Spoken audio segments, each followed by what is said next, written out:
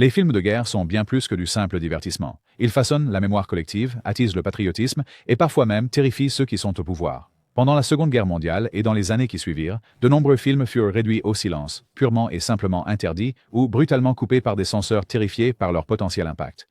Certains ont été accusés de semer la peur, d'autres d'avoir révélé une vérité trop crue. Ce soir, nous allons vous faire découvrir 10 films classiques de W.E. House que le monde entier a tenté de dissimuler. Lequel d'entre eux vous choquera le plus? Numéro 10. Le Dictateur, 1940. Le Dictateur de Charlie Chaplin est aujourd'hui salué comme l'une des comédies les plus audacieuses et courageuses du cinéma. Une satire osée qui s'est moquée d'Adolf Hitler avant même que les États-Unis n'entrent en guerre. Chaplin, l'icône du cinéma muet, se servait du rire comme d'une arme. Il a interprété à la fois un humble barbier juif et un dictateur bouffon, nommé Adenoid Hynkel, qui présentait une ressemblance indéniable avec Hitler. Mais en 1940, cela n'avait rien d'un amusement innocent. C'était une poudrière mondiale. Beaucoup de nations s'accrochaient encore à leur neutralité et se moquer d'Hitler si ouvertement était considéré comme un acte imprudent. La Grande-Bretagne a d'abord hésité à le diffuser, craignant que cela n'irrite les nazis avant qu'ils ne soient pleinement prêts pour la guerre. En Allemagne et dans tous les territoires occupés par les nazis, le film fut purement et simplement interdit. Même dans des pays neutres comme l'Irlande et l'Espagne, les censeurs l'ont jugé trop dangereux pour être projeté. En coulisses, Chaplin lui-même a subi d'énormes pressions. Les magnates d'Hollywood l'ont averti de ne pas provoquer Hitler. Le gouvernement américain, s'accrochant toujours à l'isolationnisme, craignait que le film n'entraîne l'Amérique plus près du conflit. Chaplin a quand même avancé, le finançant lui-même. Son discours final, un plaidoyer pour l'humanité, la liberté et le courage, deviendrait l'un des monologues les plus cités de l'histoire du cinéma. L'ironie. Au moment où le public l'a pleinement adopté, la guerre avait déjà dégénéré. Chaplin a admis plus tard qu'il n'aurait jamais fait le film s'il avait connu toute l'horreur de l'Holocauste. Pourtant, son existence demeure un acte de défi cinématographique, prouvant que la comédie peut être plus acérée que n'importe quelle épée. Les dictateurs qui l'ont interdite n'ont fait que confirmer son pouvoir. Numéro 9. Rome, ville ouverte, 1945. Quand Rome, ville ouverte de Roberto Rossellini a été présenté en première dans l'Italie ravagée par la guerre, le public a été sidéré. Réalisé avec des bouts de pellicule restants et des acteurs non professionnels, il dépeignait la réalité crue de Rome sous l'occupation nazie, où des prêtres, des rebelles et des familles ordinaires s'opposaient à la cruauté allemande. Son néoréalisme, brut, sans phare, d'une humanité déchirante, a choqué un monde habitué à la propagande de guerre léchée. Mais les gouvernements craignaient sa sincérité. En Italie, des censeurs conservateurs ont tenté de couper des scènes montrant des prêtres catholiques torturés par les nazis, craignant que cela ne porte atteinte à l'image de l'Église. La hiérarchie catholique était mal à l'aise avec la représentation de membres du clergé impliqués dans la résistance et le martyre. Aux États-Unis, plusieurs séquences, notamment celles montrant des personnages féminins exploités et humiliés, ont été censurées pour immoralité. Même la France, fraîchement libérée, craignait que le film ne présente les résistants comme trop divisés et chaotiques. Derrière la caméra, Rossellini a fait face à des menaces pour avoir osé exposer la collaboration et la brutalité si peu de temps après la guerre. Les censeurs allemands avaient détruit des histoires similaires pendant l'occupation, et même les responsables d'après-guerre ont débattu si le film risquait de rouvrir de vieilles blessures. Mais les spectateurs qui ont réussi à le voir ont été électrisés. C'était une vérité brute, une réalité saisie à l'écran, loin de tout ce que le cinéma hollywoodien produisait. L'héritage de Rome, ville ouverte, est absolument monumental.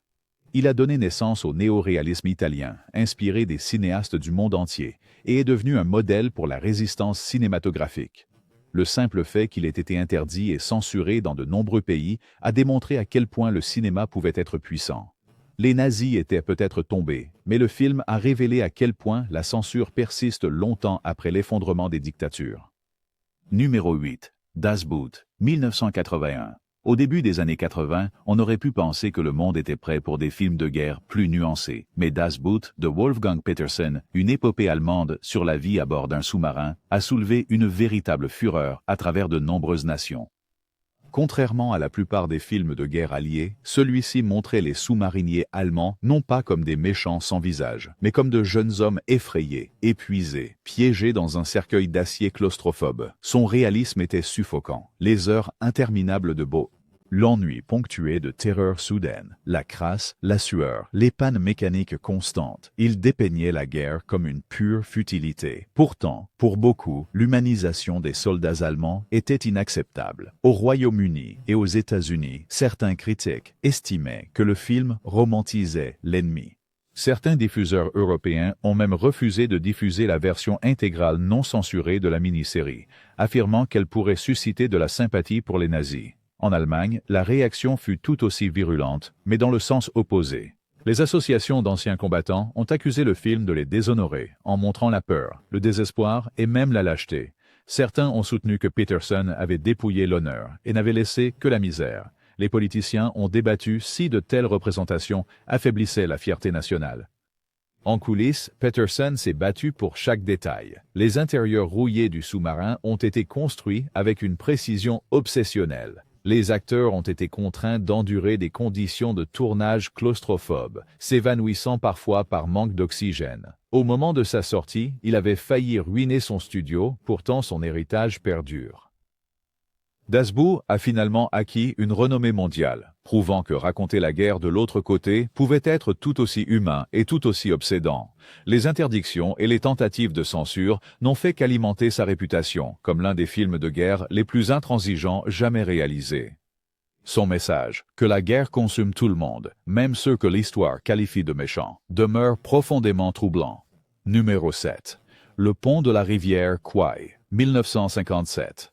Le pont de la rivière Kwai de David Lean est souvent considéré comme une vaste et grandiose épopée cinématographique. Avec son thème de marche sifflée et sa cinématographie époustouflante de la jungle, il a remporté 7 Oscars et est devenu l'un des films de guerre les plus rentables de son époque. Mais derrière son triomphe se cachait une tempête de controverses, de censure et même une interdiction pure et simple dans certaines parties de l'Asie. L'histoire suit des prisonniers de guerre britanniques, contraints par les Japonais de construire un pont ferroviaire en Birmanie. Le rebondissement, leur commandant, le colonel Nicholson, incarné par Alec Guinness, devient obsédé par l'idée de le construire dans les règles de l'art, transformant la coopération avec l'ennemi en une étrange question d'honneur. Pour le public occidental, ce fut un drame absolument captivant. Pour d'autres, ce fut une insulte. Au Japon, le film a fait face à une censure immédiate. Les critiques là-bas l'ont jugé historiquement inexact et humiliant, dépeignant les officiers japonais comme de sadiques caricatures. Les autorités ont interdit les projections dans certaines régions, affirmant que le film salissait leur image de guerre, alors que le Japon peinait à restaurer sa réputation internationale. En Birmanie aussi, les autorités l'ont interdit, furieuses qu'il suggère une collaboration entre travailleurs et habitants birmanes et les occupants japonais. La controverse s'est étendue au-delà de l'Asie. Même parmi les vétérans alliés, beaucoup étaient scandalisés par la suggestion que des officiers britanniques auraient pu volontairement aider les forces japonaises. Les survivants des véritables camps du chemin de fer birmane ont affirmé que le film insultait leur souffrance en dramatisant des jeux psychologiques au lieu de la réalité brutale. La production de Lean fut tout aussi éprouvante. Les acteurs s'effondraient sous la chaleur des jungles sri-lankaises et l'énorme pont construit pour le film fut détruit en une seule prise par une explosion qui coûta une fortune au studio. Pendant des décennies, les débats faisaient rage. Était-ce un film anti-guerre ou une glorification perverse de la discipline et de l'ordre? Malgré ces interdictions, le pont de la rivière Kwai s'est imposé comme une légende. Sa controverse a révélé une douloureuse vérité. Les récits de guerre changent selon qui les raconte, et parfois, les épopées les plus célébrées laissent des cicatrices que les gouvernements préféreraient enterrer. Numéro 6. Feu dans la plaine, 1959. Peu de films osent dépouiller la guerre de toute gloire, mais les feux dans la plaine de Konichikawa l'ont fait, et cela a terrifié les censeurs japonais. Basé sur le roman déchirant de Shohei Uka, le film suit un soldat japonais tuberculeux errant dans la jungle philippine dans les derniers jours de la Seconde Guerre mondiale. Il est témoin de la famine, de la désertion et de la lente déchéance de la moralité humaine. Ce qui n'est d'abord que survie sombre rapidement dans la folie. Lors de sa première, le film Les Feux dans la plaine a profondément choqué le Japon. Alors que le cinéma d'après-guerre honorait fréquemment le sacrifice et le sens du devoir, le film d'Ichikawa dépeignait les soldats japonais comme des hommes brisés, désespérés, entièrement dépouillés de leur dignité et de leur honneur. Des scènes de cannibalisme, de désespoir et d'une errance sans fin furent jugées bien trop sombres pour le moral de la population. Les censeurs ont presque purement et simplement interdit le film, coupant plusieurs séquences avant d'autoriser à contre-cœur qu'une version fortement remaniée parvienne au public. À l'étranger, la situation n'était guère meilleure. Les distributeurs américains ont refusé sa description sans concession des souffrances japonaises, craignant que cela ne suscite de la sympathie pour d'anciens ennemis. Certains critiques européens l'ont considéré comme trop horrible pour le public civil. Dans plusieurs pays, il n'a été projeté que dans des ciné-clubs clandestins, se forgeant une réputation de chef-d'œuvre dérangeant, caché du grand public. En coulisses, Ichikawa a résisté à la pression des studios pour atténuer la brutalité. Il a filmé avec des images obsédantes, des cieux gris cendrés, des silhouettes squelettiques traînant dans la boue, des jungles aux allures de prison. Les acteurs ont enduré de véritables régimes de famine pour paraître authentiques, accentuant ainsi le sentiment de désespoir. Au fil du temps, son héritage a fait que Les Feux dans la plaine a été reconnu comme l'un des plus grands films anti-guerre jamais réalisés. Sa censure initiale n'a fait qu'amplifier sa réputation, prouvant que les vérités les plus dérangeantes sur la guerre rencontrent souvent la plus forte résistance. Le film demeure un rappel glaçant. Parfois, la survie est plus terrifiante que la mort elle-même. Numéro 5. Le triomphe de la volonté. 1935. Tous les films célèbres et interdits n'ont pas été réduits au silence pour avoir révélé la vérité. Certains ont été réduits au silence pour avoir répandu des mensonges dangereux. Le triomphe de la volonté de Leni Riefenstahl reste l'un des films de propagande les plus tristement célèbres de l'histoire. Commandité par Hitler lui-même, il documente le rassemblement de Nuremberg de 1934 avec de vastes prises de vue aériennes, des foules chorégraphiées et une imagerie conçue pour élever le régime nazi au rang de spectacle quasi religieux. À l'époque, il a stupéfié le public par sa maîtrise technique. Même les critiques qui méprisaient son message ont admis que Riefenstahl avait révolutionné le langage cinématographique avec ses angles de caméra et son montage. Mais après la Seconde Guerre mondiale, le triomphe de la volonté est devenu une arme cinématographique trop dangereuse pour être utilisée. Les gouvernements alliés l'ont rapidement interdit, craignant que son imagerie hypnotique ne continue d'inspirer le fascisme. En Allemagne, les projections furent interdites pendant des décennies, réservées uniquement à l'étude universitaire ou militaire. En Amérique et en Grande-Bretagne, le film était parfois projeté dans les universités comme exemple de propagande, mais jamais comme un divertissement ordinaire. Dans les pays marqués par l'occupation nazie, elle était traitée presque comme de la contrebande. En coulisses, Riefenstahl elle-même prétendait n'être qu'une artiste, pas une propagandiste. Pourtant, les historiens ont révélé ses liens étroits avec le régime, et le rôle de son film dans la glorification d'Hitler était absolument indéniable. La puissance du triomphe de la volonté ne résidait pas dans ses dialogues, qui étaient rares, mais bien dans son spectacle. Des rangées interminables de soldats, des foules s'étendant à l'infini, et un chef dépeint comme plus grand que nature. Ses conséquences sont encore obsédantes aujourd'hui. Même aujourd'hui, le film demeure controversé, souvent cantonné au milieu universitaire. Les critiques avertissent qu'il conserve toujours un pouvoir de séduction dangereux. Son interdiction n'avait pas pour but de faire taire la vérité, mais plutôt de contenir un mensonge si puissant qu'il pourrait à nouveau séduire des générations entières. Comme l'a dit un universitaire, c'est un chef-d'œuvre cinématographique et un crime contre l'histoire. Numéro 4. La bataille d'Alger, 1976. Bien que techniquement sur la guerre coloniale de la France en Algérie, la bataille d'Alger est devenue l'un des films les plus controversés, proche du cinéma engagé, jamais réalisé. Pourquoi? Parce que son style, son ton et sa force politique étaient si crus que les gouvernements craignaient qu'il ne provoque de véritables soulèvements.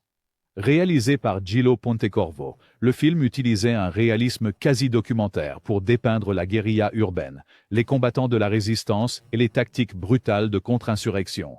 Ses caméras à l'épaule, ses acteurs non professionnels et ses représentations sans concession de la torture le faisaient ressembler plus à un reportage qu'à une fiction. Bien que se déroulant pendant la lutte pour l'indépendance algérienne des années 50, ces échos de résistance, d'occupation et de terreur ont ravivé de vieux souvenirs. Le gouvernement français a purement et simplement interdit le film dès sa sortie. Les autorités ont affirmé que cela déformait l'histoire et déshonorait les soldats français. Mais la véritable crainte, elle, était manifeste. La bataille d'Alger risquait d'inspirer une révolution dans le pays. Les groupes d'anciens combattants français ont réclamé son interdiction, et pendant des années, il était presque impossible de le voir en France. Ailleurs, les censeurs étaient tout aussi nerveux. En Grande-Bretagne, les projections ont été retardées en raison de craintes que l'armée républicaine irlandaise l'armée pourrait l'utiliser comme outil de recrutement. Aux États-Unis, le Pentagone a discrètement étudié le film, reconnaissant les enseignements tactiques qu'il offrait sur la guérilla. Pendant ce temps, les régimes militaires sud-américains l'ont entièrement interdit, terrifiés à l'idée qu'il puisse encourager les insurgés de gauche. En coulisses, Pontecorvo a fait face à des menaces et à des pressions. Sa troupe d'acteurs amateurs, dont certains étaient de vrais combattants algériens de la liberté, fut harcelée par les autorités. Pourtant, l'authenticité de leurs interprétations donna au film une immédiateté saisissante. Pour beaucoup, cela a brouillé la frontière entre la reconstitution et la réalité. Son héritage est immense. Aujourd'hui, la bataille d'Alger est considérée comme un chef-d'œuvre du cinéma politique, toujours projeté pour l'étude militaire et militante. Le fait même qu'il ait été interdit dans tant de pays n'a fait que solidifier sa réputation, preuve que le cinéma peut être si puissant qu'il terrifie les gouvernements. En troisième position, Le tombeau des Lucioles, sorti en 1988. L'animation est souvent perçue comme un genre inoffensif, voire même réconfortant, mais Le tombeau des Lucioles d'Isao Takahata, créé par le studio Ghibli, a complètement brisé cette illusion. Ce chef-d'œuvre animé raconte la survie de 2 enfants japonais après le bombardement incendiaire de Kobe par les États-Unis. Leur périple, rempli de faim, de pertes et de brefs instants de beauté, demeure l'une des déclarations anti-guerre les plus dévastatrices jamais portées à l'écran. Lors de sa première au Japon, la réaction fut mitigée.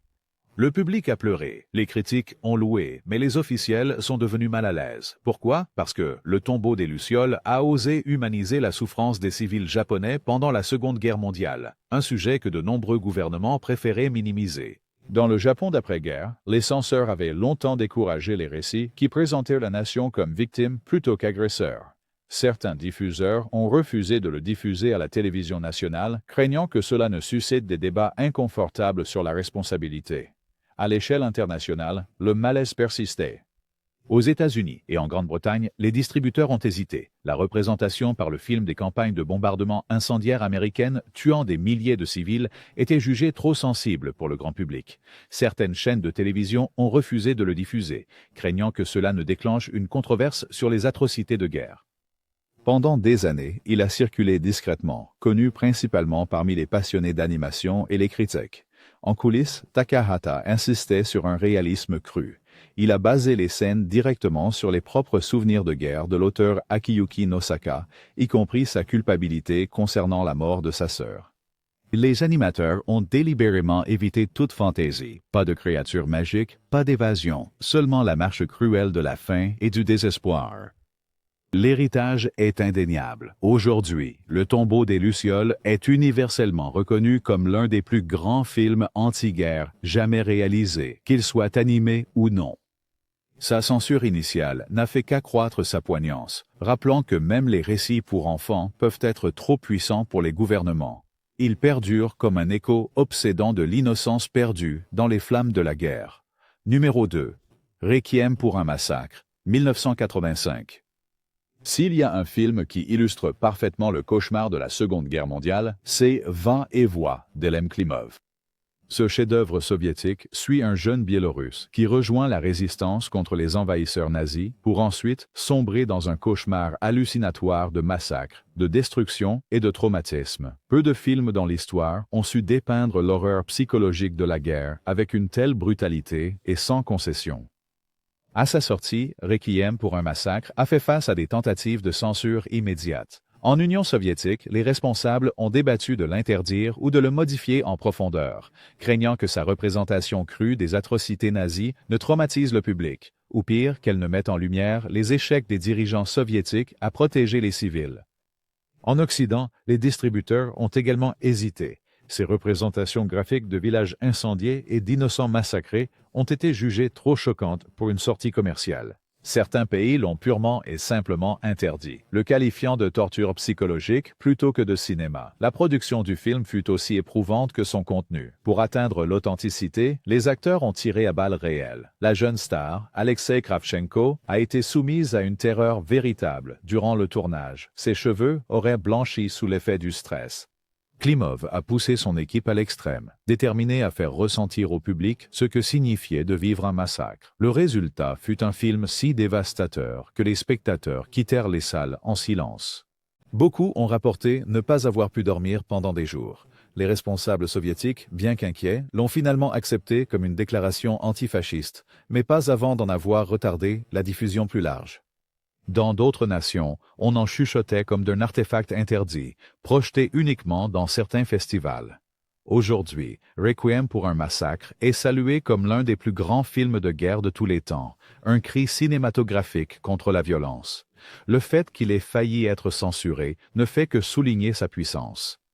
Cela nous force à affronter ce que les gouvernements, les censeurs et même les publics souvent veulent oublier, que la guerre est un enfer pur et que ses cicatrices ne s'effacent jamais. Numéro 1. La liste de Schindler, 1993. La liste de Schindler de Steven Spielberg est largement saluée comme l'un des films les plus importants jamais réalisés sur l'Holocauste. Tourné dans un noir et blanc saisissant, il raconte l'histoire d'Oskar Schindler, un industriel allemand qui a sauvé plus de 1000 vies juives en les employant dans ses usines. Il est aujourd'hui vénéré comme un chef-d'œuvre cinématographique et un monument historique. Pourtant, lors de sa première, tous les pays ne l'ont pas accueilli. En fait, la liste de Schindler a été interdite, censurée ou retardée dans plusieurs régions. Dans certains pays du Moyen-Orient, notamment la Jordanie, l'Égypte et le Liban, le film a été purement et simplement bloqué, non pas à cause de sa violence ou de son désespoir, mais parce qu'il dépeignait les Juifs comme des victimes dignes de sympathie.